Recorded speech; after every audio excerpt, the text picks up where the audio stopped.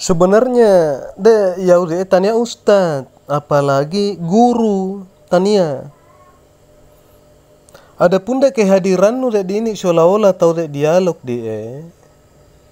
untuk mengajak untuk mempelajari ilmu tasawuf tingkat dasar.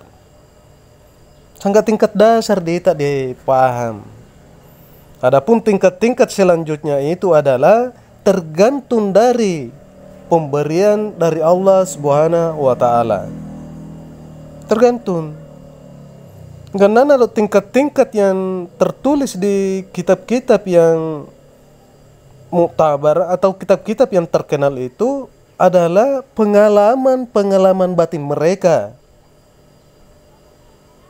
Pengalaman batin mereka. Jadi yang kita pelajari hanyalah dasarnya saja. Karena mau dipahami dasarnya anak merahmati Allah Ta'ala, insya Allah nari pahatomi tingkat-tingkat tinggi ia biasa nabahas para wali-wali Allah. Sawade di sana tingkat tinggi, pengetahuan tingkat tinggi itu kita dapatkan melalui penyaksian. Tergantung. Inna to penyaksianmu, inna enggana penyaksianmu iya to mo itu pengetahuanmu. Ya to mo itu no. Jadi sebenarnya pembahasan tingkat tinggi tidak ada muaindan dian penyaksian. Dia apa penyaksian, anak mana dia pembahasan. Jadi mau tinggi penyaksianmu, tinggi tingkat penyaksianmu, maka pembahasan tingkat tinggi itu yang mulolongan.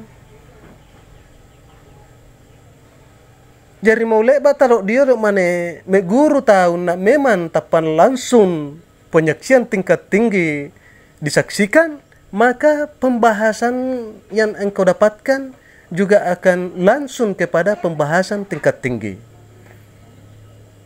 Jadi perhatikan, ya ilmu tingkat tinggi dia dan dia malah membahas dan dia malah maisan tanpa disaksikan sebelumnya.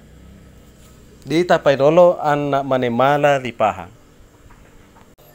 Jadi tujuan nu di ini tau si olah-olah wasari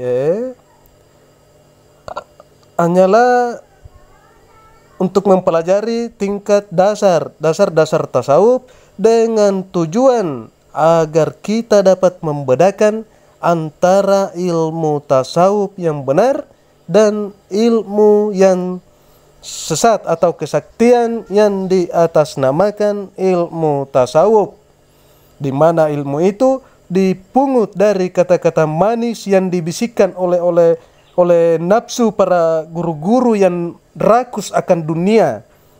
Kemudian mereka mengatasnamakan ilmu tasawuf. Padahal yang mereka bisikkan sangatlah jauh dari Al-Quran dan Al-Hadis.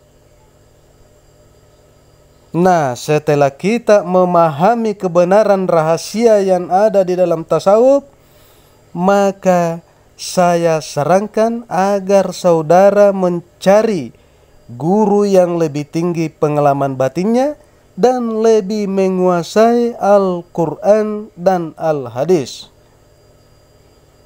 Asalkan guru tersebut tidak pindah dari makam apa yang sering kita bahas ini.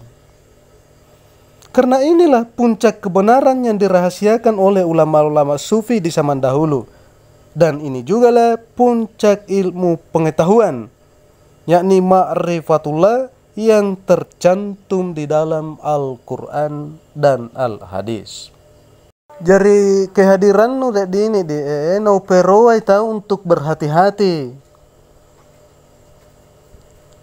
Jangan terlalu mengandalkan perkataan guru. Periksalah ilmu yang diajarkan kepada kita melalui Al-Quran dan Al-Hadis. Jangan terlalu membiasakan diri yakin ikut-ikutan. Tapi biasakanlah membuktikan ilmu itu melalui kitabullah. Jika tidak, maka engkau telah berada di dalam bahaya, yakni engkau bisa saja ditimpa oleh kebodohan dan kesesatan yang nyata. Allah pernah berfirman dalam Al-Quran yang artinya, jika kamu berbeda pendapat tentang sesuatu, maka kembalikanlah kepada Allah Subhanahu wa Ta'ala dan kepada Rasul-Nya. Maksudnya adalah, jika ada perkataan yang bertentangan dengan Al-Quran dan Al-Hadis, maka tinggalkanlah. Dan tidak peduli siapapun yang mengatakannya, sekalipun itu adalah guru kita sendiri. Imam Asy-Syafi'i pernah berkata kepada muridnya, jika ada perkataanku tidak sesuai perkataan Rasulullah sallallahu alaihi wasallam, maka tinggalkanlah. Dan jika ada perkataanku yang tidak sesuai dengan perkataan para sahabat, maka tinggalkanlah. Ini Imam Syafi'i. Kemudian ulama yang lainnya berkata, barang siapa menganggap kuat suatu pendapat dari kalangan mereka sendiri dan mengetahui dalilnya, maka dia boleh mengikutinya. Akan tetapi jika tidak, maka wajib baginya bersikap diam hingga jelas baginya. Karena sepai dalil nadi nak manemala natu galam masse. Perlu itu berhati-hati. Kemudian yang lain pula berkata, berhati-hatilah engkau kepada orang yang suka memutuskan perkara agama melalui nafsunya, yaitu orang-orang yang memutuskan perkara agama di luar kitabullah. Mereka adalah saudara-saudara setan yang terkutuk.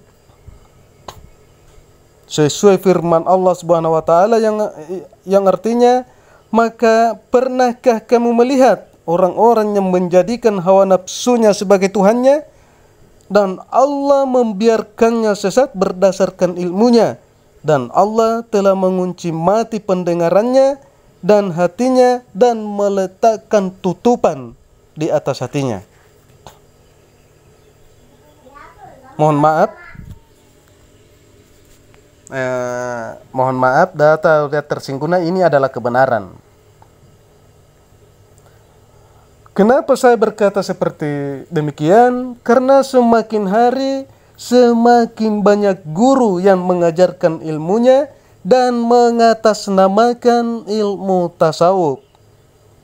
Kemudian para penuntut pun langsung meyakininya tanpa membuktikan ilmunya melalui kitabullah, di mana guru mereka sangat berani merubah syariat-syariat Islam yang telah ditentukan oleh Allah dan Rasul-Nya. Guru mereka berani memutuskan perkara agama melalui pendapatnya sendiri. Itulah yang telah membuat mereka tersesat sesat-sesatnya.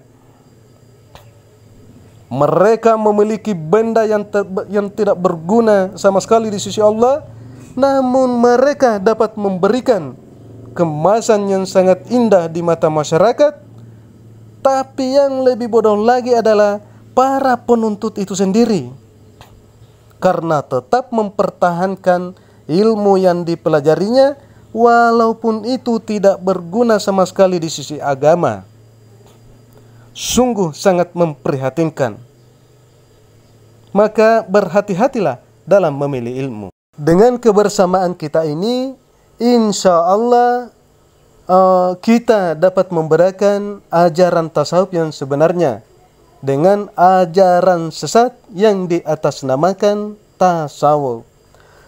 Perlu kita ketahui bahwa ajaran tasawuf yang benar tidak pernah bertentangan dengan syariat. Bahkan keduanya saling melengkapi. Imam Asy-Syafi'i pernah berkata, barang siapa menuntut fikih atau syariat tanpa tasawuf, maka dia adalah orang-orang yang bodoh. Dan barang siapa menuntut tasawuf tanpa fikih, maka orang itu sesat.